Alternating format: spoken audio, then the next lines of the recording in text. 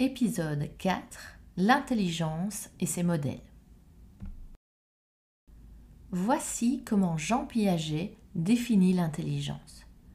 L'intelligence est une modalité de la fonction d'adaptation, soit l'état d'équilibre maximum entre un organisme vivant et le milieu. Les modèles de l'intelligence ont été inventés en parallèle à la réflexion autour de la création des tests d'intelligence.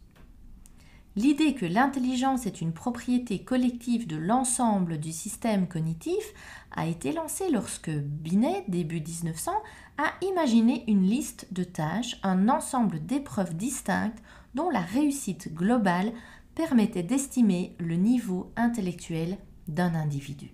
Parallèlement à cela, Spearman observe des corrélations positives entre les résultats à différentes épreuves mesurant des aptitudes mentales différentes.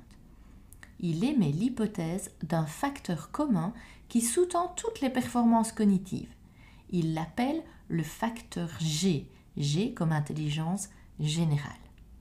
C'est donc par ces corrélations que la psychométrie, la science qui étudie les techniques de mesure en psychologie, a pu démontrer l'existence d'une intelligence générale, une cognition générale qui s'adapte à la diversité des tâches. En outre, la neuroimagerie a plus récemment permis de confirmer cette hypothèse en mettant en évidence que le cerveau possède bien des régions fortement interconnectées en réseau qui déploient une intelligence générale adaptative. On peut donc voir notre définition évoluer. Le haut potentiel, qui exprime l'intelligence, résulte d'une cognition générale. Ensuite, on a remarqué que ces performances cognitives étaient corrélées entre elles selon des domaines cognitifs différents et que ces domaines cognitifs étaient eux-mêmes corrélés entre eux. On a alors élaboré des modèles hiérarchiques de l'intelligence à 3 niveaux qui intègrent un facteur G, des facteurs de groupe et des facteurs spécifiques.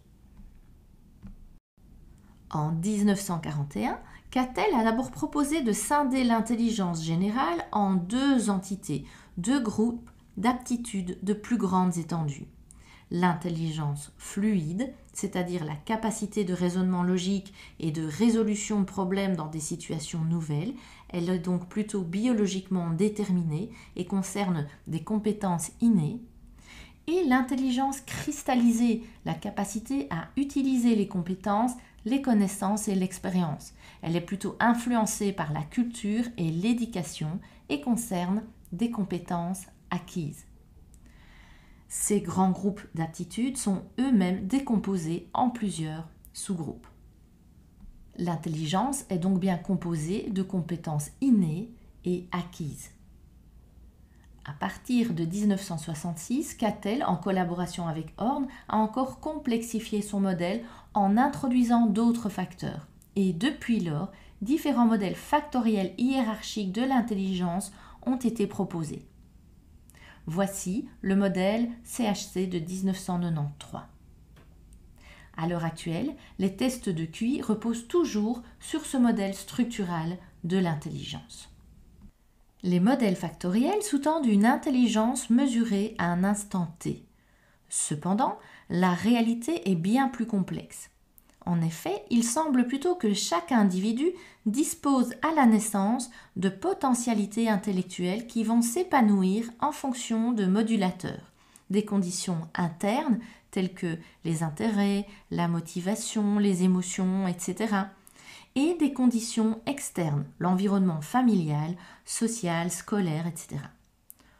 On peut donc voir apparaître cette notion de potentiel. On a donc créé une modélisation de l'intelligence qui articule les composantes génétiques et environnementales ainsi que temporelles. Ces potentialités vont donc se traduire en compétences dont le niveau va varier en fonction des conditions favorables ou non à leur éclosion. Cela permet de comprendre la diversité des trajectoires individuelles au départ des mêmes aptitudes initiales. L'intelligence concerne donc des capacités en développement. Il existe différents modèles développementaux de l'intelligence. Voici le modèle différenciateur de la douance et du talent, le MDDT 2.0 de François Gagné. Et voici un autre exemple de modèle développemental plus récent, le modèle synthétique du haut potentiel intellectuel qui est créé par une consoeur belge, Catherine Cuche. Notons que ces modèles peuvent être appliqués au développement de l'enfant tout venant et ne sont pas strictement réservés au haut potentiel. Et comment mesure-t-on l'intelligence et quelles sont les limites d'un test de QI ?